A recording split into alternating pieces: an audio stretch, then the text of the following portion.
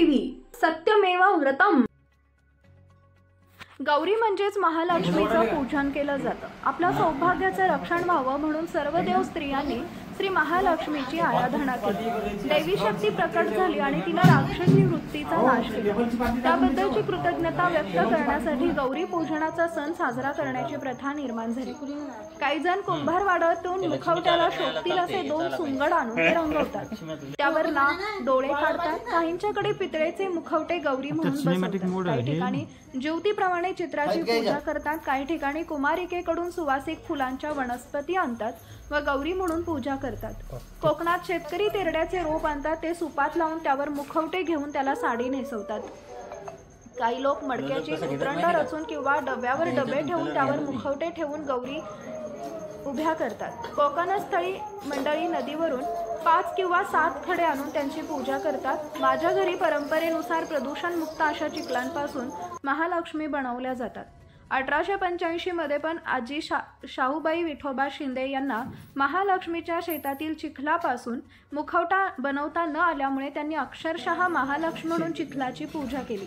1885 शाहूबाई विठोबा शिंदे पण आजी पंजोबा, 1916 मध्ये राहीबाई फकीरराव शिंदे आजोबा आजी, 1952 मध्ये मुक्ताबाई विठ्ठलराव शिंदे आई वडील, 1985 लक्ष्मीबाई रामेश्वर शिंदे भाभी भाऊ, 2024 मध्ये सुवर्णमाला रमेश शिंदे। आज शिंदे कुटुंब 40 व्यक्तींचं एकत्र कुटुंब असून या ठिकाणी परंपरेनं महालक्ष्मीचं पूजन करतात।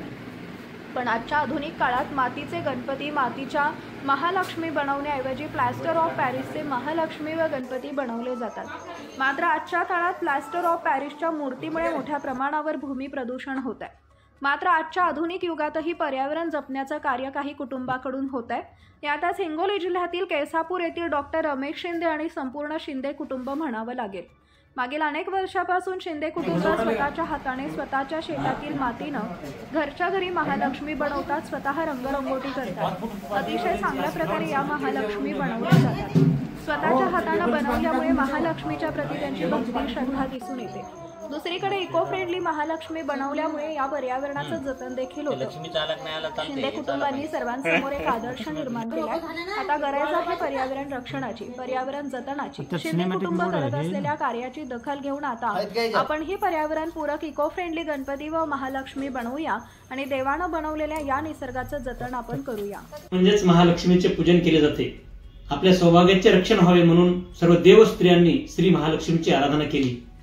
दैवी शक्ती प्रगट झाली व तिने राक्षसी वृत्तीला नाश केला।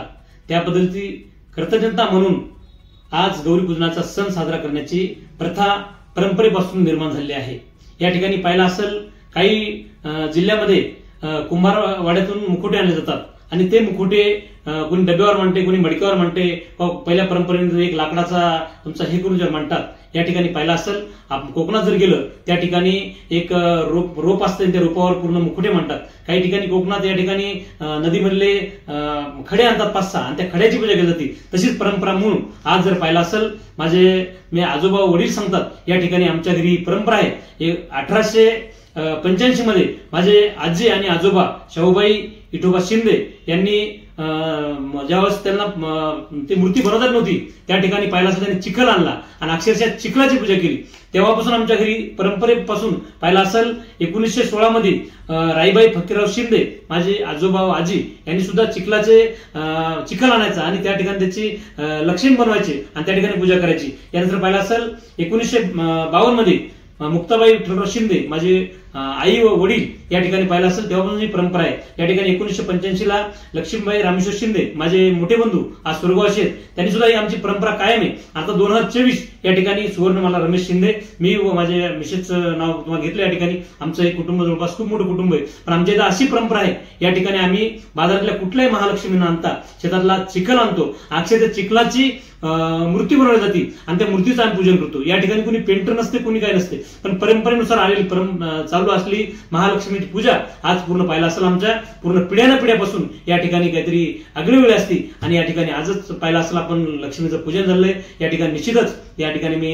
यांच्या महालक्ष्मीच्या चरणी प्रार्थना करीन या ठिकाणी पाहिला असेल आज हिंगोली जिल्ह्यांचं जर पूर्ण पाहिलं असेल या मागल्या ढगफुटीमुळे खूप शेतकरी लोक परेशान आहेत या ठिकाणी शेतकऱ्यांची दयनीय अवस्था झाली या ठिकाणी निश्चितच या सरकारला महालक्ष्मी बुद्धी देव या ठिकाणी ओला दुष्काळ जाहीर करावा व शेतकऱ्यांना सरसकट ज्याप्रमाणे कृषी मंत्री साहेब म्हणले होते या पद्धतीने लवकरात लवकर या ठिकाणी जाहीर करावं एवढीच मी महालक्ष्मी चरणी प्रार्थना करतो आणि थांबतो.